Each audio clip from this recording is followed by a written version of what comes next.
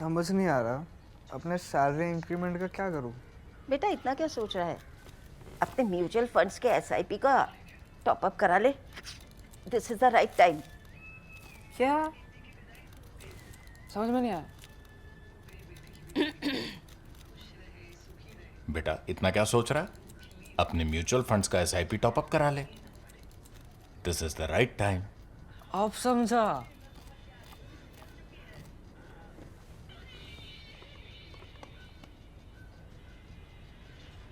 Mutual fund investments are subject to market risks. Read all scheme related documents carefully. Let me start this episode of Kartak Letter with a request. With the request, you can also call it an alert or a warning. And the request is that please don't get put off or bored just because I mentioned the word Haryana. I start the episode with the word Haryana. I know a lot of you think I'm partial to Haryana because it's my home state. I just think that the state is a lot more fun than many others. All states in India are fun when it comes to their politics. Haryana even more so. However, this episode is not about Haryana's politics. This is sparked by something that Haryana Assembly did today, or that Haryana government today did in Haryana Assembly. Assembly is in session. They moved a new bill in Haryana Assembly. So let me read out the name of the bill to you and let me see how many of you can figure out what this is about. So this is called the Aparna Institution Taking Over of Management and Control Bill of 2025. Usually somebody would think, at least the Gen Zers and many of the others in the post-Google generation might think that Aparna Institution must be a university that went bankrupt, or maybe a medical college or a hospital that went bankrupt. Nothing of the sort. Aparna Institution is actually something that used to be called Aparna Ashram. Aparna Ashram was set up in about 24 acres, although there was a lot of land encroached around it, by Dhirendra Brahmachari. Remember him? Dhirendra Brahmachari was the official Yogi of India. Official Yogi of India in the Indira-era. In the Indira-Sanjay era, his influence outlasted Sanjay Gandhi into Mrs. Gandhi's post-emergency term also. Then in the Rajiv era, he was put in some kind of a shadow and then he died in 1994. Dhirendra Brahmachari, however, defined India's politics during the emergency, before the emergency, and after the emergency. He was often described as the Rasputin of India. Why Rasputin? Because just like Rasputin is supposed to have controlled the Tsar and the Tsarina's minds and their decision making, and had risen as an extra constitutional power in their system, in the Tsarist system, then leading to the revolution. Dhirendra Brahmachari also was somebody who exercised enormous power during Mrs. Gandhi's era, Indira Gandhi's era. Ministers made a beeline to his center in Delhi, just as he built his Aparna Ashram in Haryana, in village Silokheda, in the extended Gurgaon region, Gurgaon district. In fact, in that ashram, he had also built an airstrip for himself. He had the freedom to do anything. Jaane walo, zara hoshyar, yahan ke, hum hai Rajkumar. Who the hell is Sanjay Gandhi? Who the hell is Indira Gandhi? The Prince of India. I'm the heir apparent. So he could get anything done. He could take this land, he could build an airstrip, he could import aircraft. Then he could say, somebody gifted the aircraft to me, no customs, no nothing, no foreign exchange clearances. This at a time when people like you and I, if we were traveling overseas in that period, were only allowed $20 per person to go out with. But he could buy aircraft, he could import them back in, and he could do what he wanted. That was his heyday. He died in 1994. How did he die? He died on 9th of June, 1994. I don't want to call it poetic justice, but there is something about how the divine power works. So maybe there is something called a divine power, because there are times in my life, and I'm sure it happens in many of our lives, when you think, is there something like divine power? Does God exist? If God exists, why such and such awful thing is happening to me or somebody who's a very nice person? Why is India losing this match?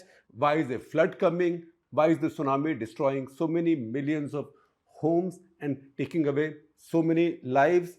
Why do calamities happen? Why do the plagues happen? Why does India lose a Cricket World Cup final, right? There are moments like that when you wonder if there is God, if there is a divine power.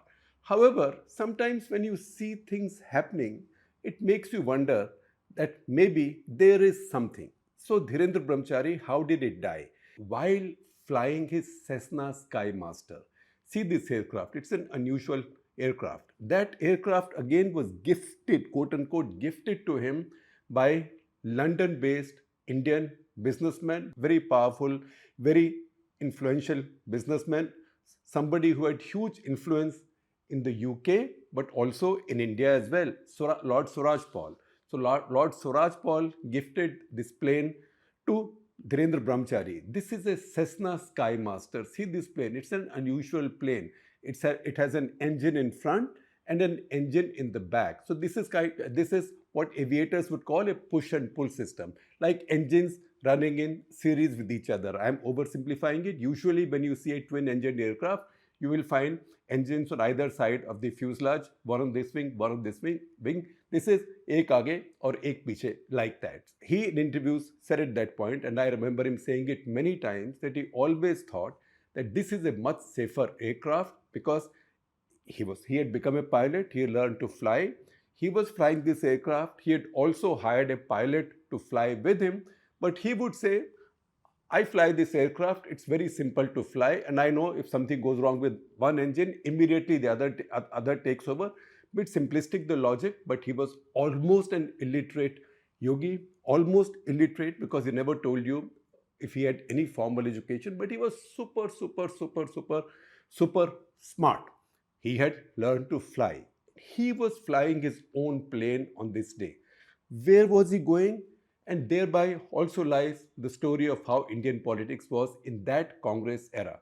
He had built another ashram in almost 200 acres, definitely about 150, but when you do these things, you always encroach on some more land around it, in a place called Mantalai. Mantalai was off Udhampur in Jammu and Kashmir. He had built an ashram there. Now, this is a state where an outsider, a non-native of Jammu and Kashmir, could not have owned any land. But he got that land, I told you, जाने वालों जरा होशियार यहाँ के हम हैं राजकुमार. That was Dhirendra Brahmachari. So he got that land.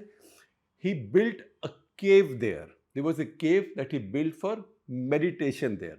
Also, he built an airstrip there, right? So just as he had an airstrip and two hangars in his Gurgaon or Silokheda ashram or Aparna Ashram, he also had one airstrip in Mantalai. So he was flying to Mantalai to spend some time there. It was while he was going to land that he hit some pine trees. So if he had divine powers that enabled him to keep Mrs. Gandhi under his control, before that Sanjay Gandhi not fully but little bit in his control, and which had all these ministers, chief ministers, the most powerful people in India lining up at his doorstep, that divine power failed him at that point of time, because ultimately the elements take over. It's the gravity, it's the aerodynamics, and it also just the power of a humble pine tree. So a pine tree got in his way. He crashed and he died in a manner not very different from the way Sanjay Gandhi, who was in so many ways his mentee, not mentor, his mentee. Sanjay Gandhi died also in the month of June, 23rd of June 1980, when his Pitts 2A aerobatic aircraft crashed.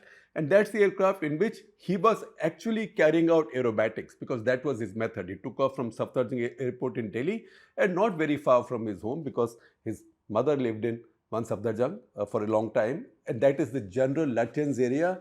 He was doing aerobatics there and he crashed. It was also rumored, and these are enduring rumors, that Sanjay Gandhi had also got that aircraft through the good offices of, or the courtesy of, or whatever, some connection of Dhirendra Brahmachari. The story also goes that once Sanjay Gandhi had taken Dhirendra Brahmachari for a spin, literally a spin on his Pitts 2A, and when he carried out aerobatics, he found that Dhirendra Brahmachari got really nervous, and Sanjay Gandhi, being Sanjay Gandhi, might have cracked a joke at his expense, and Dhirendra Brahmachari apparently told him, warned him not to take such liberties with an aircraft, saying that this could bring you down very rudely. That is something that journalist Kumkum Chadda has also recounted in her book.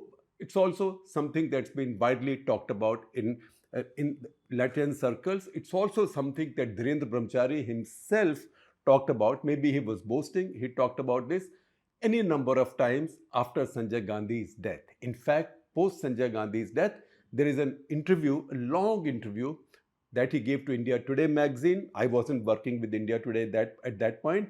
That was an interview given to Prabhu Chawla and Aroon Purie, a long interview in which, in fact, he's asked about aerobatics. That you have a plane, you fly a plane, do you like doing aerobatics? And he said, no, I don't do aerobatics.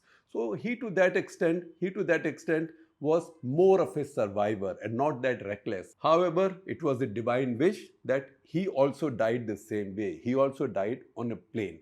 Now, he had a love of aircraft, and that's why this was not his first aircraft. This unusual shaped aircraft was his second aircraft, and this could travel long ranges. And he was really enjoying flying it because his earlier aircraft, see the picture, a Mall 5 was an American-made aircraft. The first editions came out in 1971. So the aircraft he had must have been quite new in the 70s and late 80s. So he had that aircraft, but that was a single-engine, more modest aircraft. So he had learned to fly that as well, which shows us that he always had the love of flying and owning his own aircraft. So he had his aircraft. He had very expensive cars. He had at least 2 Mercedes-Benzes, of which there was no real record of who imported them, who paid duties, who bought them where. He also had a blue Toyota. That's the car he usually liked riding. And now I take you back to the India of 70s and 80s. Generally, the Indira era or the Gandhi family era, because politics then was entirely designed on the basis of, are you in the Gandhi camp, Congress/Gandhi camp, or are you against the Congress/Gandhi camp? Just as politics is now determined in terms of, are you in the Modi/NDA camp or in the anti-Modi/NDA camp? So then that was the Congress/Gandhi epoch. In that period, India had 3 Swamis or 3 yoga gurus. You can call them what you want, but 3 holy men who dominated India's headlines, but who also often dominated international headlines, or at least made it to international headline. So if you see, if I mention the 3 names to you, at least the newer generations will be surprised to note that all 3 were contemporaries. So what was this spiritual thirds in India at that point, that all 3 rose at the same time? So one was Dhirendra Brahmachari. If he was around, he would have just turned 101 last month. Second, Maharshi Mahesh Yogi, the oldest of them. In fact, he lived the longest. He lived for 90 years. He died in 2008. Dhirendra Brahmachari, I told you, died in 1994. And third was Acharya Rajneesh, who I think the last 2 generations of Indians will know as simply Osho. So Osho was Acharya Rajneesh, who was born on 11 January 1931, died on 19 January 1990. Of course, he had now become Osho, and his famous immortal line was, Osho, never born, never died, visited the earth. So these 3 holy men who had big, powerful followings in India and a lot of followings outside also. Now, both Mahesh Yogi and Osho, or Rajneesh before that, had much greater followings outside than Dhirendra Brahmachari did. But the following that he had in India, that gave him more power than anything that these 2 other yoga gurus or spiritual teachers had combined between them. While at the same time, Dhirendra Brahmachari also had a bunch of ashrams overseas. In fact, if you Google now and see who follows his kind of yoga or who teaches this kind of yoga, among the 5 names you will find, 3 are German and 1 is Swiss. So he had also built quite a bit of following internationally. Dhirendra Brahmachari, India's Rasputin, he was called India's Rasputin also because India was not Tsarist Russia. So during the emergency, Mrs. Gandhi may have had complete power over India, but before the emergency and after, India was a fairly robust democracy. However, Dhirendra Brahmachari had not just contacts but following on all sides of the political divide. So among his devotees, among people who learned yoga from him was Jagjeevan Ram, Mrs. Gandhi's fellow traveler, defense minister during the 71 war. Then a rebel, he set up his own Congress for Democracy. Morarji Desai, Mrs. Gandhi's fellow traveler, her first finance minister, then rival, then the prime minister who succeeded him for Janata government as her rival, Jayaprakash Narayan, who brought down her government and who led the movement against the emergency. These were all followers of Dhirendra Brahmachari, and that gave him so much power. One is Aparna Ashram at Gurgaon, the other at Mantalai in Udhampur. He also had one in Katra, right? Not far from Mantalai, but another in Katra. And in fact, he said in one of the interviews that now it takes me 4-5 hours driving from one ashram to the other, Katra to Mantalai. Once the 8 strips are done and my plane's there, I can just go from one to the other in 15 minutes, right? So he was that high-flying, a Swami or a spiritual teacher, or supposedly a spiritual teacher in that era as well, when very few people in India had private aircraft. That was a very different India. His third ashram was in the heart of New Delhi. His third ashram in the heart of Delhi was called Vishwayatan Yogashram. That was about 1.5 acres in the heart of Delhi. That was then taken over, and that is now known as Morarji Desai National Institute of Yoga. So I told you that, as Dhirendra Brahmachari always said, that Morarji Desai had been his pupil for a very long time. Dhirendra Brahmachari actually came into limelight in the early 60s. The story goes that Mrs. Gandhi noticed him in 1957 when she was on a vacation, I think at a hill station, and Dhirendra Brahmachari approached her. He must have cut a really striking figure with his long flowing beard and also his muslin cloth that he used to wrap around himself, right? Remember, he was a very, very imposing figure. He was 6'1" and 83 kilos, right? 6'1", 83 kilos. That is a very, very unusual and very striking Indian, right? You could not have missed him, and with his beard and his style. So Mrs. Gandhi did notice him. In fact, Yashpal Kapoor, who was one of the aides of the family, he later recounted that that's the first time Mrs. Gandhi noticed him. Then Dhirendra Brahmachari claimed that he also taught Nehru yoga. Or the other account is that Nehru asked him to come and teach Indira Gandhi yoga, which obviously he did and got really close to the family. Now, how powerful was he? There's a lot of folklore in Delhi. There's a lot of folklore that I heard when I came into Delhi as a reporter in 1983. Until then, my 6 years as a journalist before that, I had not worked in Delhi. But even when I came into Delhi in 93, there was a lot of folklore about him, about his power. Before that, after the emergency, the Shah Commission looked into the excesses of the emergency. Some interesting detail came out about him, which is authentic and which we can quote from. So one of those details said the Shah Commission went into the flights carried out by his aircraft, his private aircraft. And Shah Commission said that this private aircraft had logged 213 flights, 213, 213 flights, 123 of which were called instructional or practice flights, in which Sanjay Gandhi, Rajiv Gandhi or Dhirendra Brahmachari himself were flying. Of the 60 flights made outside of Delhi, 18 were made to Raebareli. So Shah Commission came to the conclusion that this aircraft was put at the Gandhi family's disposal for their political use. Then how powerful was he? Once again, we have evidence from Shah Commission, and this is quoted from an India Today story. Again, speaking at Shah Commission, N.K. Singh, then a young civil servant, later he rose to be secretary and rose to be chairman of the Finance Commission. Everybody knows N.K. Singh, Nandu to friends. N.K. Singh deposed before Shah Commission. N.K. Singh was then Special Assistant to Commerce Minister of India. That was D.P. Chattopadhyay. And he said that Dhirendra Brahmachari, and I quote, boasted that he had T.P. Singh, who was former finance secretary, he had him removed because he was not helping him in acquiring the land that he wanted to. So he could get secretaries moved, He could get them the transfers and postings they wanted. He was really the most powerful of power brokers in India. Later, the later generations might be more familiar with someone called Chandraswami, and I will tell you a story about him in conclusion. But Chandraswami's power was nothing compared to Dhirendra Brahmachari, simply because Chandraswami's principles, that is Narasimha Rao and others, their powers was nothing compared to Mrs. Gandhi's power at her prime. Now the ashram, the land that Haryana government is trying to acquire. Dhirendra Brahmachari died in 1994. He died, and then lots of people, lots of claimants emerged saying, "Ye meri zameen hai, meri zameen hai. I was the most loyal follower. He promised it to me."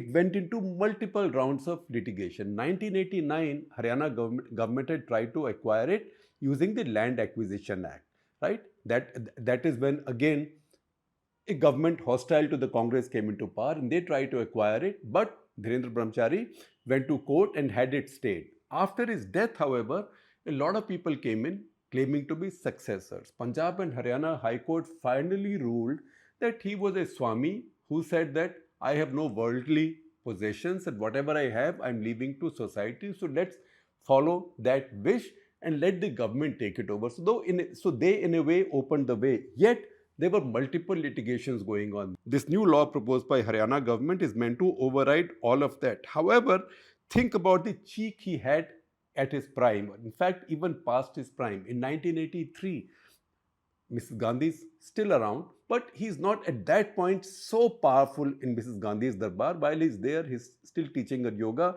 And while it was widely believed that once a week at least, Mrs. Gandhi would go to his ashram for yoga instruction.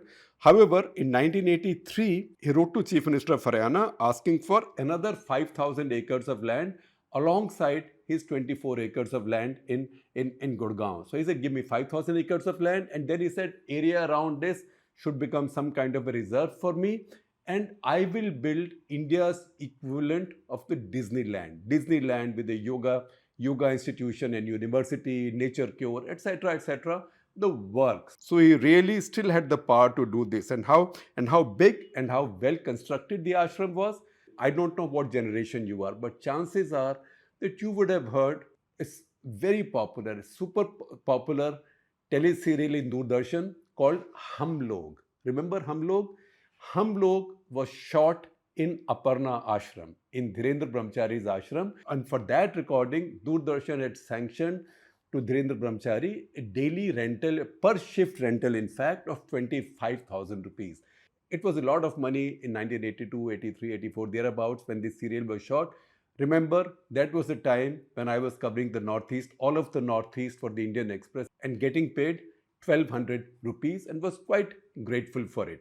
That was the ashram that Haryana government is now trying to take over. And finally, the story I was holding back on, that is the spiritual teacher come power broker. At least I had the chance of meeting and getting to know a little bit. That is Chandraswami. For me, it's a great regret that I never met Dhirendra Brahmachari because he was around. I was a journalist in Delhi for a whole decade, 1983 to 94, but I did not go to meet him. That is something I missed out on. But Chandraswami, who became a kind of successor to him, he did not look as fit as him. In fact, he was a very bad advertisement for a yoga teacher. And Chandraswami actually never pretended to be a yoga teacher. He was more a tantric, jadoo tona, mantra like that.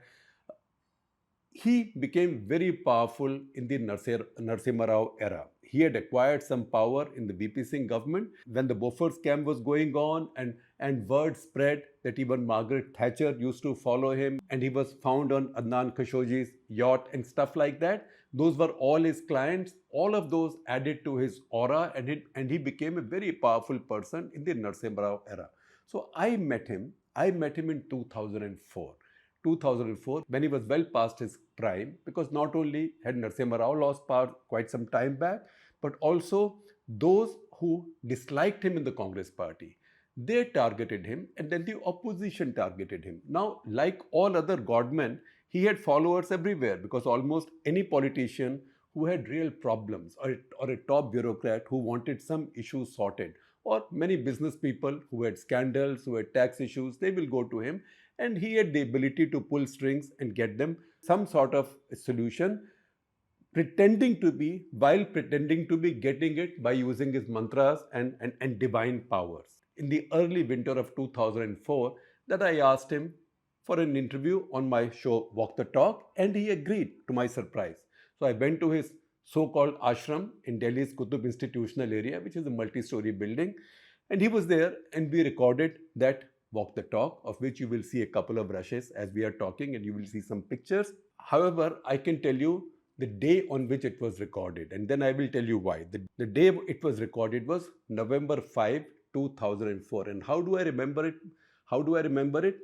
Because this is when the fourth test match, the final day, day 3, which was the final day of the fourth test match between India and Australia, was playing out in Mumbai. This was the last series in India that Australia won. They had already won the series. They had already won the 4-test series. They were leading 2-0 when they came to Mumbai. And then, in its eternal wisdom or lack of wisdom, BCCI proposed a really broken pitch. So broken that getting out to bat first, India were all out for 104 runs, right? India all out 104 on day 1. Australia scored 204, so that was a 99-run lead. India came back on a broken pitch. India got 205. Australia had to score 107 to win, right? 107 to win, and being a cricket nut that I am, I went into the interview very reluctantly. I didn't want to lose my slot because it wasn't easy to get him to do a freewheeling interview, Chandraswami. At the same time, I knew that I will miss these crucial hours of this test match where teams were struggling to last even 50 overs. The pitch was so bad. So after we recorded, I was in a hurry to leave. So he said, "Aapko itni jaldi kya hai? Why are you in such a hurry? Why do you want to leave?" I said, "Swamiji, there is a test match going on. It's in a very critical stage. I have just checked. The Australians are 7 down for 76. They need to score 107. 3 more wickets have to go, but they are so close to victory. Let me go back to my office and watch the rest of the match." So Swamiji said, बैठिए आप चाय पीजिए ना, TV on कीजिए. So we had this TV switched on. लगाइए match लगाइए, आप यहाँ देखिए. But I still thought there was too much tension and I wanted to leave. So then he said to me, ये मैच कहाँ हो रहा है? So I said, ये मुंबई में हो रहा है. अच्छा, इंडिया और किसका? मैंने कहा ऑस्ट्रेलिया का. अरे क्या होना है? तो मैंने कहा 7 for 76 है और अभी कोई इतने अच्छे बैट्समैन नहीं है, तो वहाँ पे नेथन हॉरिट्स और मेरे ख्याल जेसन गिलेस्पी वो बैटिंग कर रहे हैं, और लेकिन देखिए रन तो सिर्फ उनको 30-31 ही और चाहिए, तो बहुत टेंशन है. सो इसे देखिए मैं कुछ कोशिश करता हूँ, let me try. Then he closed his eyes and sat like this and he chanted some mantra that was inaudible, so I couldn't hear it. At least he pretended to chant a mantra for about 2 to 3 or 5 minutes, right? And then he said he opened his eyes and his face looked like somebody had told him something good. And he said, कर तो दिया है मैंने कुछ, देखते हैं कुछ हो जाए. अगर आपने थोड़ा पहले बोला होता, if you had told me earlier, I would have made sure of it. But you know what? I have tried something, let's see. As he was saying, let's see, we saw Nathan Horitz's get out, right? And soon enough, Australia were 8 down, and then they were 92 for 8, and again looked like they were just 15 runs away. And then the last 2 wickets also, Michael Kasparovich and Glenn McGrath also fell. Jason Gillespie was left not out. Australia were all out for 93, and India won that test match. And Chandraswami ji had this triumphant smile. And he said, देखा, मैंने बोला था ना कि कर दिया मैंने.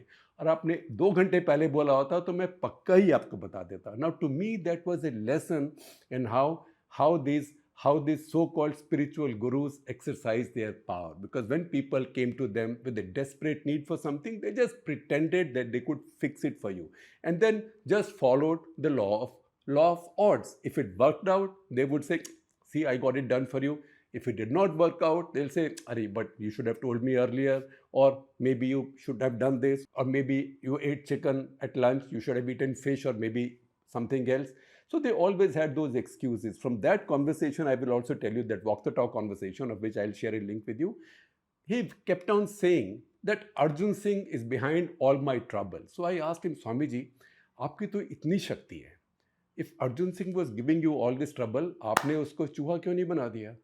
You could have just used a mantra. You are a tantric, no? You should have just used your tantra and mantra and turned Arjun Singh into a rat. I thought that will stump him, but he was very quick on his feet. He immediately said, हाँ, ये शक्तियाँ ना अपने लिए कभी इस्तेमाल नहीं करी जाती. That divine powers like these you don't use for yourself. The fact is, he died a very sad, lonely, miserable, and very sick, physically very sick man. He in fact kept on going into decline, right? More or less disappeared from any news, died a very lonely and very sick man at a relatively young age of 69.